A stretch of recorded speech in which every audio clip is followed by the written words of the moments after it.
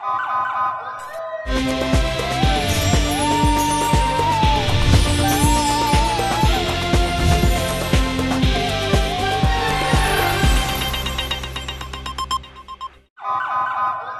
पहले नजर डालते हैं अब तक की बुलेटिन। आज हमारे साथ मौजूद हैं CPO या सलीम साहब। उनसे बात करेंगे कि 9 मई के हवाले से क्या पैगाम देना चाहिए। अस्सलाम वालेकुम सर। देखें, आज हम सारे सिविल सोसाइटी, डिप्टी कमिश्नर साहब, हम सारे यहाँ पे इकट्ठे हैं और हम यहाँ पे इजहार यकजहती के लिए इकट्ठे हुए हैं कि 9 मई 2023 जो कि एक स्याह दिन था, जिस दिन कुछ शरपसंद अनासर ने हमारे जो रियासती अदारे हैं उन पर हमला किया और पूरे मुल्क में उन्होंने एक मुनज़्ज़म तरीके से ये काम किया।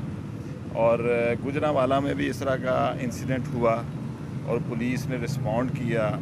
हम ये बताना चाहते हैं कि हम सारे शहरी भी, तमाम अदारे भी, civil administration, district police, Punjab police और तमाम के तमाम जो लोग हैं वो अपने अदारों के साथ खड़े हैं।